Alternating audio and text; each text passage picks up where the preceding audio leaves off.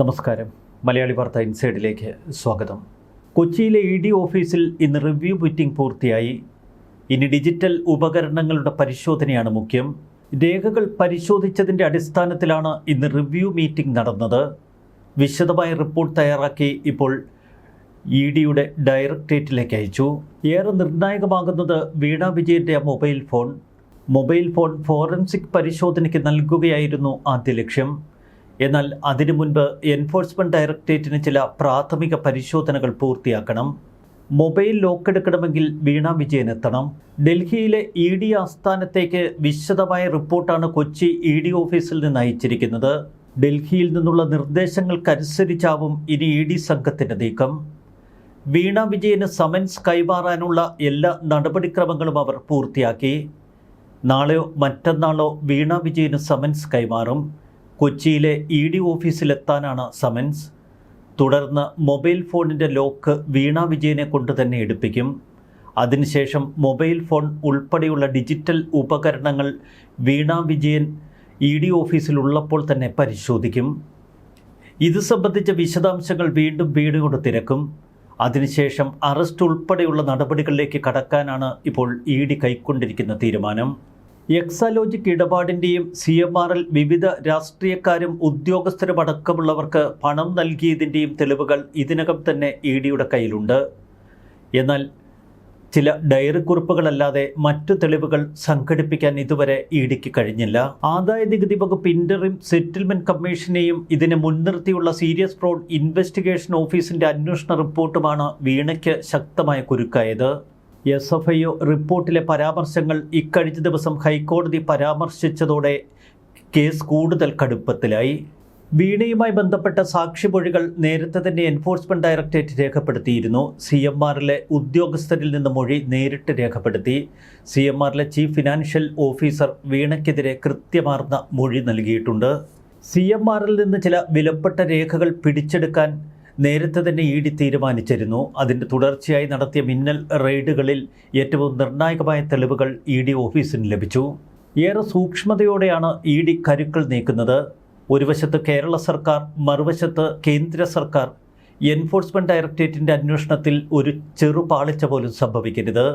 ഇക്കഴിഞ്ഞ ദിവസം ED ഉദ്യോഗസ്ഥർ ആക്രമിക്കപ്പെട്ട സംഭവത്തിലും കേരള സർക്കാർ സൂക്ഷ്മതയോടെ നീങ്ങി എന്നാണ് കേന്ദ്ര ആഭ്യന്തര മന്ത്രാലയത്തിൻ്റെ വിലയിരുത്തൽ. വലിയ സുരക്ഷാ വീഴ്ച സംഭവിച്ചു എന്ന കേന്ദ്ര ഇൻ്റലിജൻസ് റിപ്പോർട്ട് ആഭ്യന്തര മന്ത്രാലയത്തിന് മുന്നിലുണ്ട്. എന്നാൽ ഇത് സംസ്ഥാന ആഭ്യന്തര മന്ത്രി കൂടി അറിഞ്ഞുള്ള കളിയായിരുന്നു എന്ന സംശയം കേന്ദ്രത്തിന് ബാക്കി. പിണറായി വിജയന് വീടിന് മുന്നിൽ വലിയൊരു കലാപം സൃഷ്ടിക്കലായിരുന്നു CPMൻ്റെ ലക്ഷ്യം. അതിനുവേണ്ടി പാർട്ടി ഗുണ്ടകൾ അവിടെ നിരന്നു. പോലീസ് എന്തെങ്കിലും ഒരു ആക്ഷന് ശ്രമിച്ചിരുന്നു എങ്കിൽ വലിയ കലാപം പൊട്ടിപ്പുറപ്പെട്ടേനെ. തിരുവനന്തപുരത്ത് വലിയ നാശനഷ്ടങ്ങൾക്കത് കാരണമാകും. ഒരു വെടിവെപ്പോ ലാത്തിച്ചാർജോ അത്തരമൊരു സംഘർഷ സാഹചര്യത്തിൽ പോലീസിനെ എത്തിക്കുകയായിരുന്നു CPM ഗുണ്ടകളുടെ ലക്ഷ്യം. ഇത് മുതിർന്ന നേതാക്കൾ അറിഞ്ഞുകൊണ്ടുള്ള ഒരു കളിയെന്നാണ് EDയുടെ വിലയിരുത്തൽ. ഇക്കാര്യം കേന്ദ്ര ധനകാര്യ മന്ത്രാലയത്തെയും അതിലപ്പുറം ആഭ്യന്തര മന്ത്രാലയത്തെയും ED ഉദ്യോഗസ്ഥർ അറിയിച്ചു കഴിഞ്ഞു. ED ഉദ്യോഗസ്ഥർ സഞ്ചരിച്ചിരുന്ന വാഹനങ്ങൾ ആക്രമിച്ചതിന് പിന്നിൽ കൃത്യമാർന്ന ആസൂത്രണമുണ്ട് എന്നതാണ് EDയുടെ അവസാന വിലയിരുത്തൽ.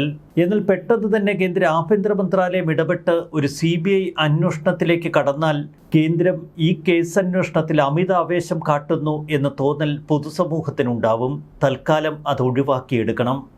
അതിനുവേണ്ടി സംസ്ഥാന ആഭ്യന്തര വകുപ്പിന് മേൽ കനത്ത സമ്മർദ്ദമാണ് കേന്ദ്ര ആഭ്യന്തര വകുപ്പ് ഇപ്പോൾ നടത്തുന്നത്. ലോക്ഭവനെ ഉപയോഗിച്ച് സംസ്ഥാന DGPയിൽ നിന്ന് യഥാസമയം വിവരങ്ങൾ അവർ ശേഖരിക്കുന്നു. മണിക്കൂറുകൾക്കുള്ളിൽ 18 പാർട്ടി പ്രവർത്തകരാണ് ആദ്യഘട്ടത്തിൽ അറസ്റ്റിലായത്. ഇന്ന് 11 പേരെ കൂടി അറസ്റ്റ് ചെയ്തു. ഇതോടെ അറസ്റ്റിലായവരുടെ എണ്ണം 29. 300ഓളം പേർക്കെതിരെയാണ് കേസെടുത്തിരിക്കുന്നത്. പരമാവധി പ്രവർത്തകരെ അഴിക്കുള്ളിലാക്കാൻ കേരള പോലീസ് ഇറങ്ങിത്തിരിച്ചിരിക്കുന്നു. കേരള പോലീസ് അവരുടെ പ്രാഥമിക അന്വേഷണം ഭംഗിയായി നിറവേറ്റട്ടെ. CPM പ്രവർത്തകരെ പ്രാദേശിക തലത്തിലുള്ള അനുഭവജ്ഞാനം വെച്ച് പോലീസ് അറസ്റ്റ് ചെയ്ത് അഴിക്കുള്ളിലാക്കട്ടെ എന്നതാണ് ആഭ്യന്തര മന്ത്രാലയത്തിൻ്റെ കണക്കുകൂട്ടൽ. അതിനുശേഷം വേണമെങ്കിൽ CBI അന്വേഷണം ഏർപ്പെടുത്താം. റെയ്ഡിൽ ശക്തമായ തെളിവുകൾ വീണ്ടെടുക്കാൻ എൻഫോഴ്സ്മെൻറ്റ് ഡയറക്ടറേറ്റിന് കഴിഞ്ഞു എന്ന വിലയിരുത്തൽ ഉദ്യോഗസ്ഥർ നടത്തുന്നു.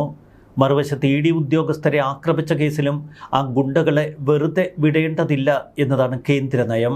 സംസ്ഥാന നേതാക്കളോ BJPയോ ശക്തമായ പ്രതികരണങ്ങൾ ഈ വിഷയത്തിൽ നടത്തേണ്ടതില്ല എന്നതാണ് BJPയുടെ പൊതുനയം. അത്തരം പ്രസ്താവനകളുമായി BJP മുന്നിട്ടിറങ്ങിയാൽ ഈ കേസിൽ BJPക്കും അമിത താൽപ്പര്യമുണ്ട് എന്ന തോന്നൽ പൊതുസമൂഹത്തിനുണ്ടാവും. സൂക്ഷ്മതയോടെ വീണ തൈക്കണ്ടിയിൽ എന്ന പിണറായി വിജയൻ്റെ മകളെ കേസിൽ അടപടലം പൂട്ടുക, അതിനുശേഷം ED ഉദ്യോഗസ്ഥരെ ആക്രമിച്ച പാർട്ടി പ്രവർത്തകർക്ക് ജാമ്യം പോലും ലഭിക്കാൻ ഇടവരാത്തവണ്ണം അവരെ അഴിക്കുള്ളിലിട്ട് തീർക്കുക, ഇതാണ് കേന്ദ്ര ആഭ്യന്തര മന്ത്രാലയവും കണക്കുകൂട്ടുന്നത്. ED ആസ്ഥാനത്ത് ഇന്ന് നടന്ന റിവ്യൂ മീറ്റിംഗിന് ശേഷം അഡ്ജൂഡിക്കേറ്റിംഗ് അതോറിറ്റിക്ക് സ്വത്ത് മരവിപ്പിച്ചത് സംബന്ധിച്ച റിപ്പോർട്ട് കൈമാറി. റെയ്ഡിൽ 242 അക്കൗണ്ടുകളിലായി 18.36 കോടി രൂപയാണ് ED മരവിപ്പിച്ചിരിക്കുന്നത്. രേഖകൾ പരിശോധിച്ചതിന് ശേഷം റെയ്ഡ് സംബന്ധിച്ച് ED ഡയറക്ടറേറ്റിനുള്ള വിശദമായ റിപ്പോർട്ട് തയ്യാറാക്കി. വീണ വിജയൻ്റെ കയ്യിൽ നിന്ന് പിടിച്ചെടുത്ത ഫോൺ ഇപ്പോൾ EDയുടെ കയ്യിലാണ്. ഈ ഫോണാവും അന്വേഷണത്തിൻ്റെ ഗതി നിർണ്ണയിക്കുന്ന ഏറ്റവും സുപ്രധാന തെളിവ്. വീണയെ കൊണ്ട് തന്നെ ഫോൺ തുറപ്പിച്ച് പരിശോധന നടത്തുമ്പോൾ കൂടുതൽ വിവരങ്ങൾ പുറത്തു വരുമെന്ന് ED കണക്കുകൂട്ടുന്നു. ഇതിനിടയിൽ CMRലും വീണ വിജയനും ഹൈക്കോടതിയിൽ നിന്ന് ഏതെങ്കിലും തരത്തിൽ കേസന്വേഷണം സ്റ്റേ ചെയ്തുകൊണ്ടുള്ള ഒരു വിധി പ്രതീക്ഷിച്ച് ഹർജിയുമായി ഹൈക്കോടതിയെ സമീപിച്ചിരിക്കുന്നു. അനുകൂല സാഹചര്യം ഹൈക്കോടതിക്ക് മുന്നിലില്ല എന്നതാണ് വാസ്തവം. ഹൈക്കോടതി സിംഗിൾ ബെഞ്ച് ഉത്തരവിനെതിരെ Cochin minerals and rutile limited ഇന്ന് ഹൈക്കോടതി ഡിവിഷൻ ബെഞ്ചിന് മുൻപാകെ അപ്പീൽ നൽകി. ED നടത്തുന്ന അന്വേഷണം ഉടൻ തടയണമെന്നും സിംഗിൾ ബെഞ്ചിൻ്റെ ഉത്തരവ് അടിയന്തരമായി റദ്ദാക്കണമെന്നുമാണ് കമ്പനി ഹർജിയിൽ ആവശ്യപ്പെട്ടിരിക്കുന്നത്. കേസിൽ നിലവിൽ കേന്ദ്ര കോർപ്പറേറ്റീവ് കാര്യ മന്ത്രാലയത്തിന് കീഴിലുള്ള സീരിയസ് ഫ്രോഡ് ഇൻവെസ്റ്റിഗേഷൻ ഓഫീസ് വിശദമായ അന്വേഷണം നടത്തുന്നുണ്ട്. ഈ സാഹചര്യത്തിൽ ഒരേ വിഷയത്തിൽ ED നടത്തുന്ന സമാന്തര അന്വേഷണം നിയമവിരുദ്ധമെന്നാണ് കമ്പനി കോടതിയിൽ പറഞ്ഞിരിക്കുന്നത്. കള്ളപ്പണം വെളുപ്പിക്കൽ നിരോധന നിയമത്തിൻ്റെ പരിധിയിൽപ്പെടുന്ന യാതൊരുവിധ കുറ്റകൃത്യങ്ങളും ഈ കേസിലില്ല എന്നും ഹർജിയിൽ പറയുന്നു. നേരത്തെ ED അന്വേഷണം റദ്ദാക്കണമെന്നാവശ്യപ്പെട്ട് CMRL ഉദ്യോഗസ്ഥർ നൽകിയ ഹർജി ജസ്റ്റിസ് TR രവി അധ്യക്ഷനായ സിംഗിൾ ബെഞ്ച് പൂർണ്ണമായും തള്ളിയിരുന്നു. കേന്ദ്ര ഏജൻസിയുടെ അന്വേഷണത്തിൻ്റെ ഈ ഘട്ടത്തിൽ ഇടപെടാൻ കഴിയില്ലെന്നും കമ്പനി ഉദ്യോഗസ്ഥർ ചോദ്യം ചെയ്യലിന് EDയുടെ മുന്നിൽ ഹാജരാകണമെന്നും ഹൈക്കോടതി ഉത്തരവിട്ടിരുന്നു. രാജീവ് ചന്ദ്രശേഖർ 2 ദിവസമായി തിരുവനന്തപുരത്തില്ലായിരുന്നു. ഇന്ന് രാജീവ് ചന്ദ്രശേഖർ തിരുവനന്തപുരത്തെത്തിയപ്പോൾ മാധ്യമപ്രവർത്തകരുടെ ആവർത്തിച്ചുള്ള ചോദ്യം, മകളുടെ കമ്പനിക്ക് ഒരു മൈനിങ് കമ്പനി വെറുതെ എന്തിന് മാസം തോറും പണം നൽകി എന്ന് രാജീവ് ചന്ദ്രശേഖർ മാധ്യമപ്രവർത്തകരോട് ചോദിച്ചു. EDക്ക് മുന്നിൽ 2 ലക്ഷ്യങ്ങളാണുള്ളത്. ഒരു വശത്ത് വീണ വിജയനെ പൂർണ്ണമായും ഈ കേസിൽ പൂട്ടുക, മറുവശത്ത് CMRLൻ്റെ മാസപ്പടി ഡയറിയിലുള്ള മറ്റ് നേതാക്കളെ പരമാവധി സമ്മർദ്ദത്തിലാഴ്ത്തുക. ED ഉദ്യോഗസ്ഥരുടെ നേരെ ആക്രമണം നടത്തിയ മുഴുവൻ പ്രതികളെയും അഴിക്കുള്ളിലിടുക.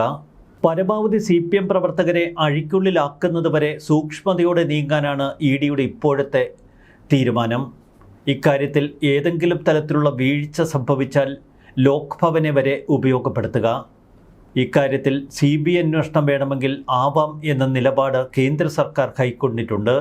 അതുകൊണ്ട് തന്നെ ഏറെ കരുതലോടെ ഇപ്പോൾ എൻഫോഴ്സ്മെൻറ്റ് ഡയറക്ടറേറ്റ് നീങ്ങുന്നു. CBI എത്തി UAPA തുടങ്ങിയ കുറ്റകൃത്യങ്ങൾ ഈ പ്രതികൾക്ക് മേൽ ചുമത്തിയാൽ സംഗതി അടപടലം പാളും. പിന്നെ വർഷങ്ങൾ IP ബിനുവിനെ പോലെയുള്ള നേതാക്കൾ ജയിലഴിക്കുള്ളിൽ കഴിയേണ്ടി വരും.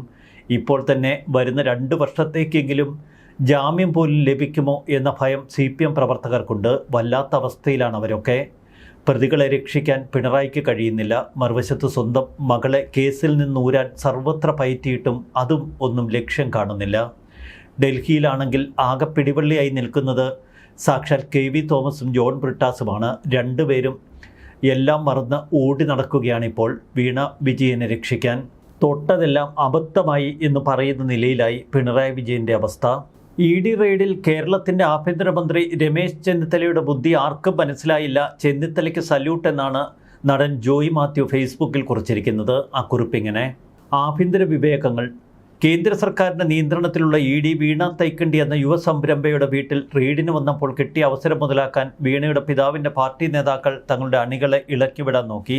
മാനവിക സ്നേഹം മുഖമുദ്രയാക്കിയ 16ഓളം വിപ്ലവകാരികൾ ഉദ്യോഗസ്ഥരെയും അവർ സഞ്ചരിച്ച വാഹനവും അത് ഓടിച്ചിരുന്ന ഡ്രൈവറെയും തൊഴിലാളി വർഗ സ്നേഹത്താൽ തല്ലിപ്പൊളിക്കുമ്പോൾ കേരള പോലീസ് കയ്യും കെട്ടി നോക്കി നിന്നതിനെ ആഭ്യന്തര വകുപ്പിൻ്റെ വീഴ്ച എന്ന നിലയിൽ പലരും കണ്ടു.